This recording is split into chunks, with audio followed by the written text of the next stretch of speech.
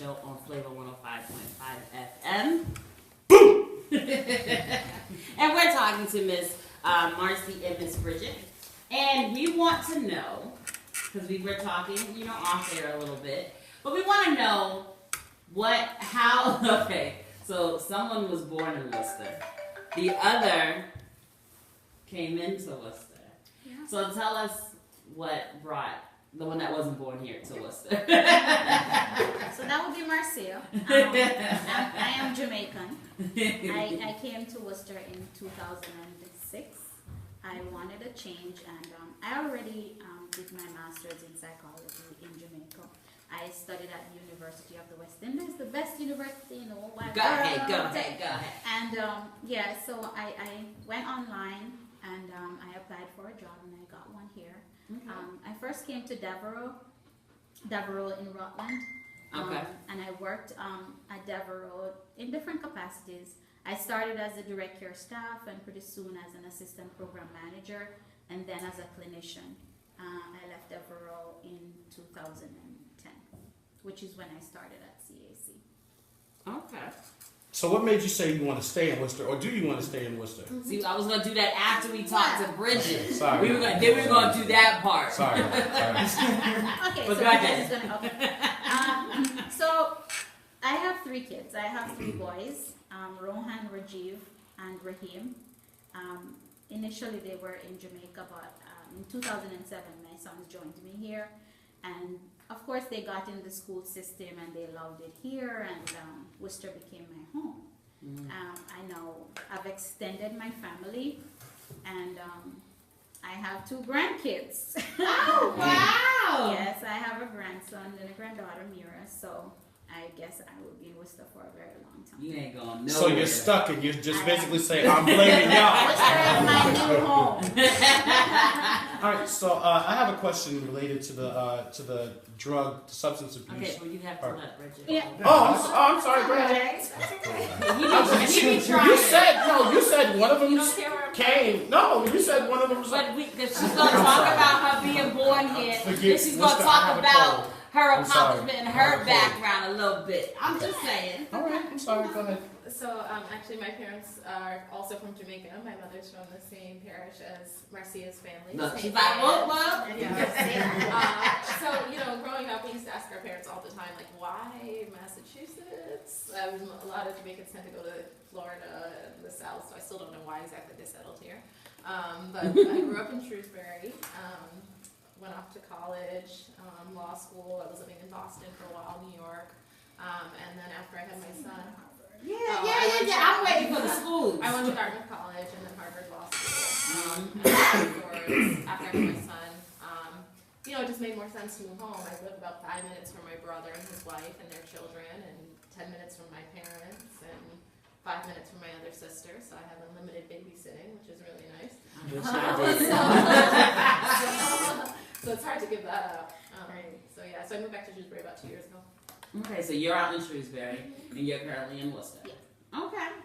So, Will, go right ahead with your question. Okay, I have a question to ask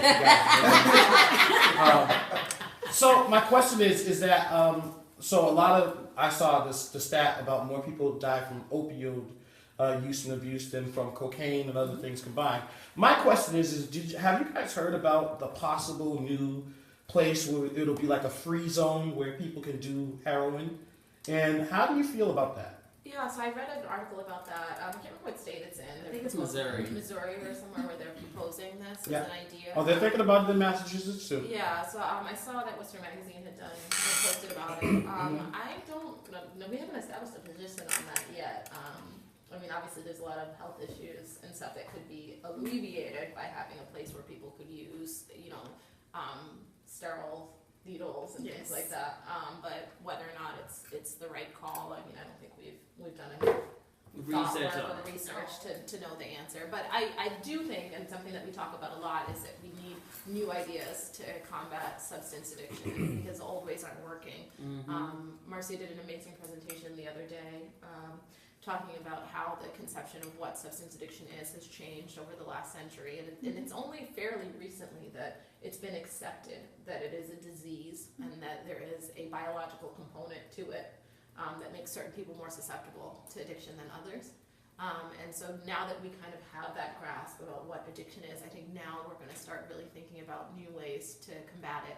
I know that one of the Kennedys was advocating the other day for a new implant that would help to, kind of like Vivitrol, to help to curb cravings, which can really help. So I mean, there's a lot of new ideas that are out there for how to get people treatment. Maybe Marcia can talk a little bit about Vivitrol in particular, because it's really exciting stuff that's going on. Yeah, talk a little bit about some of the drugs that could possibly help, like the Narcan that's been in the news a lot lately, and then this other drug that you were just talking about. So talk a little bit about that. So give people a little bit of background as to how people are seeing this issue going forward. Okay, so I'll first address the Narcan. That is a drug to actually correct or bring someone who has overdosed back to life. The Narcan is accessible at AIDS Project of Worcester. Yes. Anyone can go in and get a Narcan kit, and once you've used that, you are able to go back and ask for another one. So it's very accessible. But there is another medication that I am really advocating for, and it's the Vivitrol. And it's really naltrexone, which has been around for a long time. Naltrexone has actually been around since the 1970s, but it was in pill form. And so persons who were taking it could say, well, I don't feel like I want to take that pill today, and just don't take it. And then they would use, and they would get high. The Vivitrol is actually an injection that you get every 30 days. So once that's in your system, it's an opiate blocker. It's not like a methadone or a Suboxone that has the ability to get you high, but it blocks. So it goes onto the receptor sites in the brain, and it blocks the drug from working, so you don't feel high. It cannot get the drug out of your system, which means you have the risk, you run the risk of overdosing if you actually inject yourself. So say for example, there's an opiate user who wants to test to see, can I beat this thing? They can actually die from overdose. But if you are at that point where you really, really want sobriety and you want to be clean and you don't want to use, it is awesome to reduce cravings. You don't get cravings at all. And it does work on alcohol and opiates. So it's actually a very, very good medication. And it's insurance-based. Insurance covers it. That's even good. Mass Health covers it. You can actually get that drug in your primary care physician's office. So that is awesome. And it helps to beat cravings of addiction to alcohol? It significantly reduces cravings. As a matter of fact, all my clients who have used Vivitrol have told me they have absolutely no cravings. That's good. I need to get a couple of those. Look, man, I know people. Like, that's alcoholism. That's the one thing that I've dealt with through, like, praying for people, pulling for people, pushing for people. Me personally, alcoholism is like the one opposition that I have yet seen really defeated. Yep. And but the issue with it, like getting that drug for those people that you're talking about, if they're not willing or they're not at that point where they actually want to stop, it's not going to help, is it? It's not going to help them. It will help as long as they're 7 to 10 days clean. Once they get that shot. But that's them taking that personal responsibility, saying, enough is enough, I'm ready to stop. Not those. And of course, it doesn't work as a standalone medication because in order for the doctor to actually give Vivitrol, that client has to be in therapy as well. Okay, yeah, definitely. Because there's a lot of things that have to go along with any of these drugs. That's right. And I mean, I think we said it earlier. I mean, the recovery process is so individualized. Yes. So what it looks like for one person is not how it's going to look for another person. What the different services that they're going to need to get clean and stay clean vary so much. We came up with a list the other day of all the possible services that you could get, and I think there were like 20-something different services.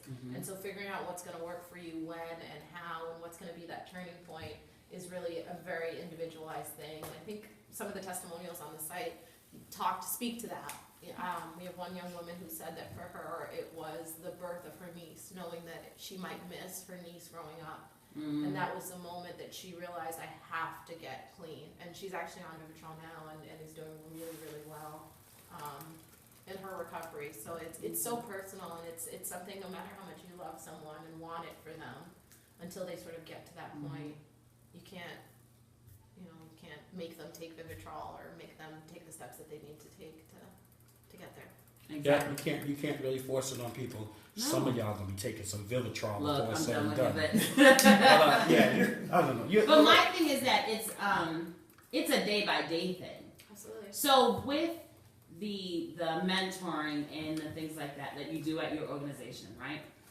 And for you, so you're a business at the end of the day, right? And you have to answer to someone. How do you, on paper, show that what you're doing is working? So Do you I know. understand what I'm saying? Oh yeah, Okay. Absolutely. I know from my program we do a lot of assessments. Okay. So we will do an assessment when our client comes in. We focus on their stage of change. And I'll just quickly run through the stages of change. Yes, please. So there is pre-contemplation, contemplation, preparation, action, maintenance. And there's relapse. So when our clients come in, we do an assessment and we determine where they are on that stage of change, if they're in pre-contemplation. And midway through our program, we actually do another assessment, which, most times they have moved from one to the other because we do motivational interviewing. And then when they're ready for discharge, we do another assessment. So we're able to clinically say that they have moved through the stages of change based on the assessments that we use. Okay. See, that's what I want. Because I don't want people to just think, oh, yeah, this is what we do. But there's also a lot of paperwork that has to be done as well. So I want people to understand that what you're doing is very vital to the city. But there's also a lot of paperwork and a lot of back work that you don't see as well. So, and to run that business, that you have to be thorough and everything has to be documented. So I just want people that are listening to actually understand that it's a business at the end. Yeah, absolutely. And we're licensed with the Department of Public Health. We're licensed with the Bureau of Substance Abuse. So maintaining our credentialing and things like that our goal is to do it at an exceptional level. Everything we do from the human to human, person to person care down to the very last signature, that line that needs to be signed.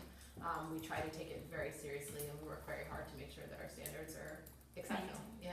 Good. Now you were talking about therapeutic mentor, and I know that deals with children. And then do you have the CSP workers as well? Yes, we do. Okay. So can you just talk a little bit about that aspect of it? Because it's not the same as the opioid issues, but you're dealing with children on different levels and things, just so people understand what else that you guys do there. All right, so I'll tell you a little bit about the CBHI services. So it's actually, the CBHI services started in Massachusetts as a result of a lawsuit. It's called the Rosa D case, where I guess this girl was in a residential program and there were not enough services put in place for her to be reintegrated in our society. So she committed suicide, and her family met with another set of family, and they sued the state and won. So Massachusetts was now mandated to put services in place, and they came up with the Children's Behavioral Health Initiative. And this included quite a number of services. It has the in-home behavioral services. That's when the clinician goes in and deals with specific behaviors and come up with behavior plans to address those behaviors. And then there is the IHT, in-home therapy, where the clinician goes in. It's family therapy. They work with the client, but with the family as a whole. And then there is the TTNS, the therapeutic training and support, which is like the parent advocate. They work with the mom mostly as a support. And therapeutic mentoring is kind of like what you mentioned about the Big Brother program, where they teach these kids the anger management, coping skills, all that. They take the children out of the home and take them in an environment like the library or a park, or where they meet with other children, and while they're in that setting, they teach them these skills. Okay. And we in the substance abuse program, we have the adolescent SOAP program, Yes. which is geared towards working with teens the ages of 13 to 17 years old. We have a structured program where they come in. It's not running now because we don't have the referrals, but it's open as soon as we start getting referrals in, from 2:30 to 6. And we have the same family dynamics, coping skills, relapse prevention, dual diagnosis. We teach them about sexually transmitted infections, all that. Is a structured program as well. Good. And then apart from that, I mean, our service list is constantly growing, our group list is constantly growing. Yes. We met with people from the court system the other day, and we talked about maybe doing a program that would educate parents on things to look for if your child might be, dealing with mental health and or substance addiction. So we're constantly trying to meet the needs of the population that we serve, and our clients definitely give us great ideas all the time for ways that we can expand our service list. Someone suggested yoga, so we're just thinking of different creative ways that we can sort of tackle the problems of substance addiction and mental health in our community. And get them healthy all at the same time. That's right. And you did mention CSP, the Community Support Program, and yes, we do offer that. So for people who have been in hospitals, maybe like for the last 40 days or so, usually the hospital send these referrals out, and we actually send our staff in the hospital to do the intakes before they're actually discharged. Good. So they come out with all these services such as helping them to get to the doctor, helping them to get to the supermarket, helping them to fill out resumes, as basic stuff as that. That's good, because I think if you're in that hospital, you're already feeling defeated.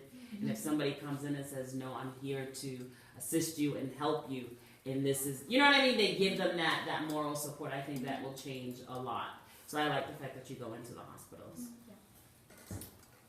So I have a situational question.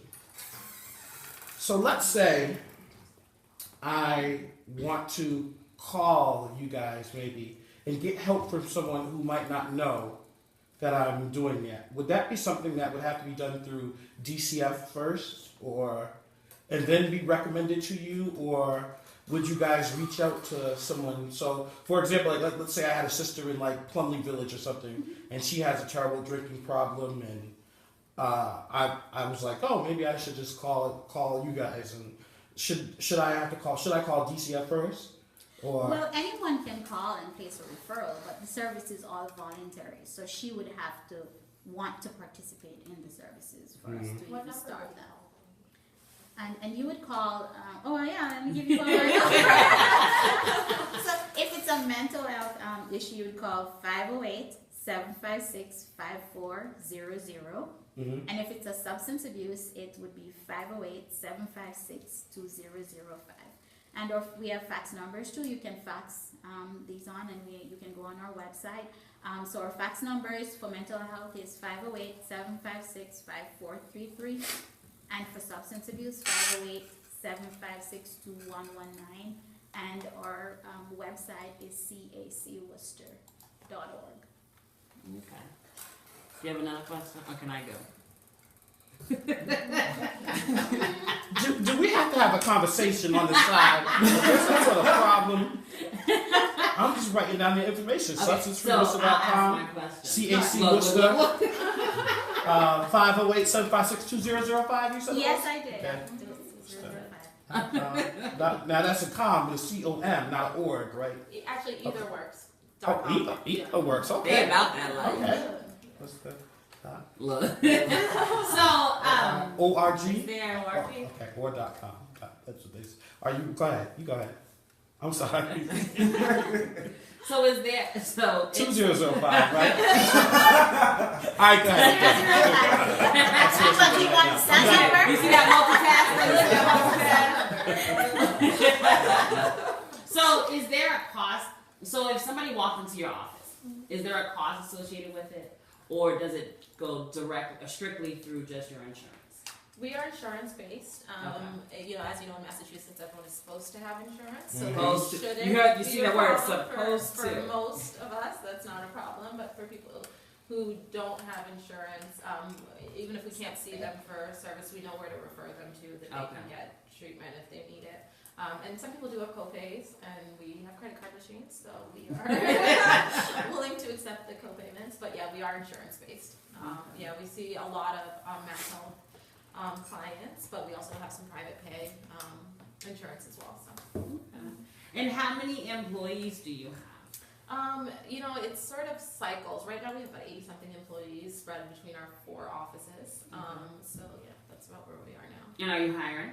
We're always hiring the right people. Okay. So yeah, we're always hiring. We get resumes all the time. Wait, did you look over here when you said Look, the right look, person? she didn't look at me. That's on camera. And I caught a side She eye didn't look. look at me. No, No, she didn't. She turned her head and looked right at. She said, "We have to hire the right people." I mean, she might have been looking at You know you. what She it was. is? Hey, Our staff is our most valuable asset. Indeed. And so it is, again, as I spoke before about just wanting to provide exceptional service. I mean, part of it is hiring amazing people who do the work. I say all the time because I work on the business side of things.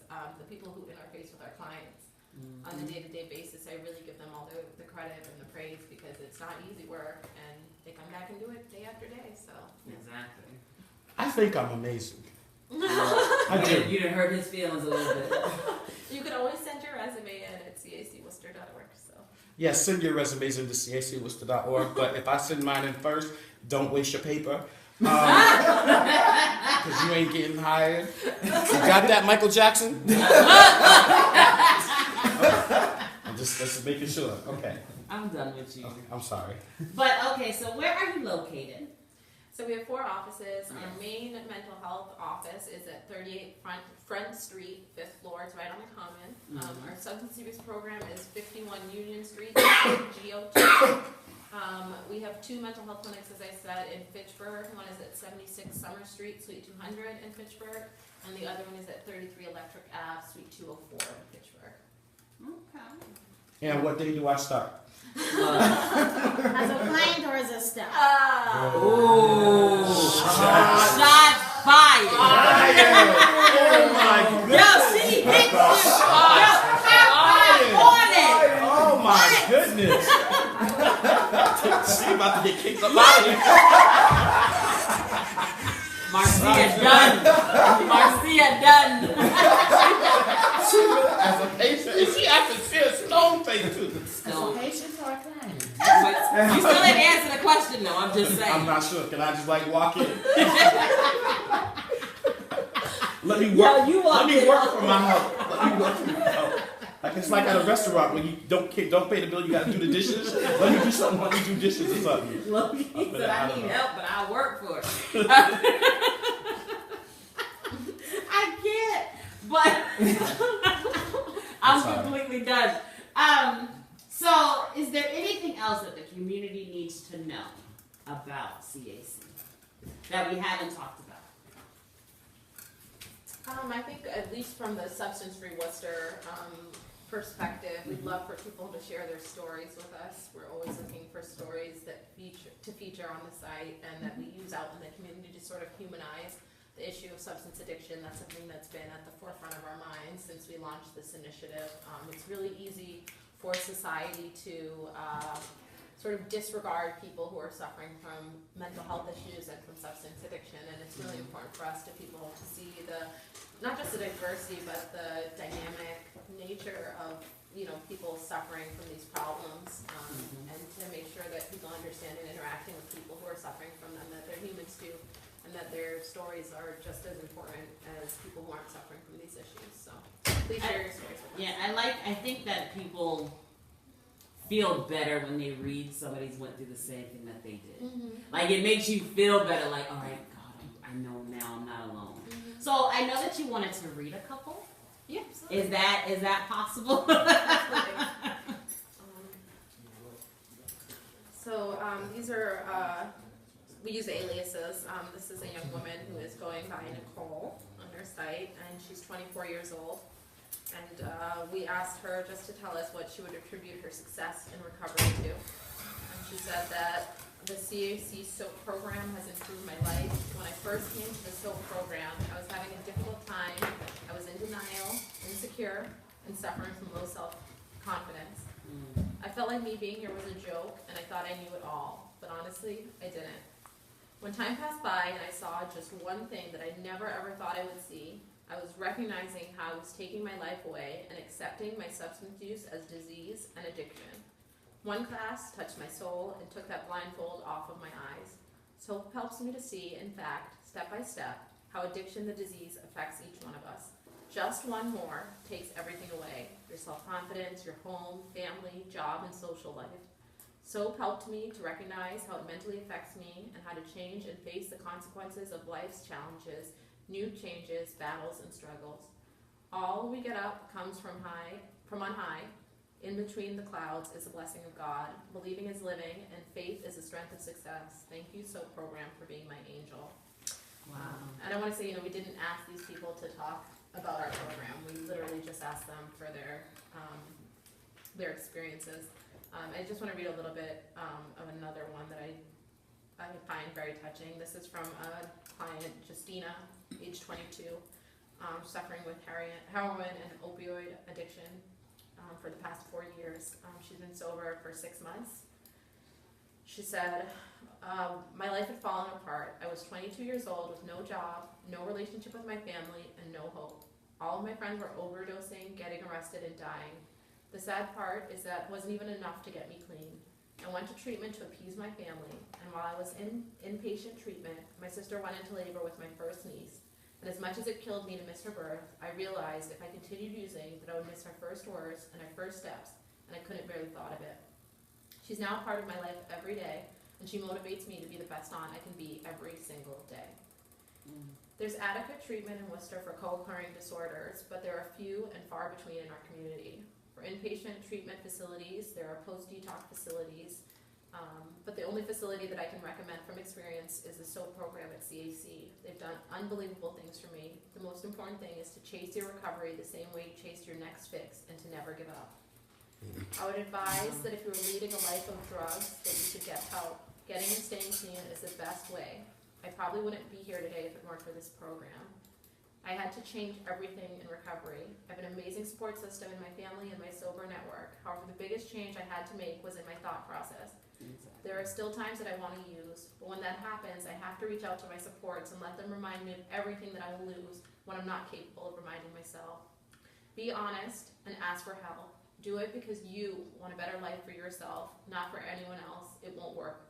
Go to meetings and reach out, make new friends, real friends. Get a job and progress in your life so that you have a sense of purpose. Leave your old life behind, and beautiful things will happen. I promise you that. It's going to take hard work and proper motivation, but with amazing people that I can always count on, and a program that helped me until I could find myself, therapy, and a drive to be my best self, I was able to succeed in my recovery. That is amazing. That's amazing. I'm like I said before, the personal stories are always what touches most people. So shout out to both of them for being clean and going forward. So I want to thank both of you for the service that you provide and creating these programs for people, and you are here for the people. So I want to say thank you. Thank you. Go ahead. Thank you for having us. Yes. CACWorcester.com and .org. 508-756-2005. I didn't get the other number. 508-756-5400. I didn't even say a joke. Why she laughing at? Because you should have had them numbers. I was She said it like right 5 times. talking at the same But time. she said it 5 times. Well, maybe I was too You busy trying to decide if I'm going there for help or for work. No, but seriously, thank you for coming on, and especially for sharing those testimonies. We really appreciate it. And I know that we earlier said that, it is a business, but I know you guys wouldn't be doing it unless you genuinely cared about people getting better. Absolutely. So we really do appreciate it. And shout out to Dave for connecting us. So, you know who you are, but I do want some chicken. I'm just saying. But do you guys have any last words? I just think from the perspective of addiction in Worcester, I just want to stress and sort of reiterate the point that it is an equal opportunity disease, just like mental health, and that it can affect anyone, and you have to keep that in mind when you're looking at whatever you might be dealing with in your own life, but also with the people that we share our community with. And as a true Jamaican, you couldn't come off the air without saying hi to your family, right? Exactly. So I'm going to shout out my family, especially to my mother who is here, and my sister and my sons and their wives and my grandkids and my friends, to Luke. Yeah. But she's trying to make people cry and stuff. And I just want to thank Dr. Hilton for all of her work that she does and for affording us the opportunity to do the work that we do at CAC. So thank you. All right. I'd like to thank Bay State Chapel, my church. I'd like to thank me, of course, because without me, it wouldn't have been possible. I'd like to thank Beyonce for getting in formation. I'd like to thank DJ Smooth Spinner, who hasn't been to work for the past 2 years, but celebrating his year anniversary. Shout outs to Smooth Spinner. I'd like to thank Chantel, the boss, Bethia, for keeping me out at that party last night. I'm tired. I'm brother tired, and I got a cold. So, I mean, I'd like to thank everybody. I'd like to thank Darius Stone for just getting mad at people last week. He was just mad at people. Look, it was actually I think that's it. I'm sorry. Is that it? Jason. Oh, I can keep going? Okay. I'll let you E-Class. DJ E-Class, please take us out before he just keeps talking. I love you, Mama. Thank you. But Dave, we haven't said yet. I'm sending. I thought it was Dave. Oh, no, it was Jason. Jason's the guy with the high top, right? Kind of. Like, okay. He was at the party last night. That's funny. He was like, hey. He was like, not to me though. That's Jason. That's crazy. Yeah, as soon as he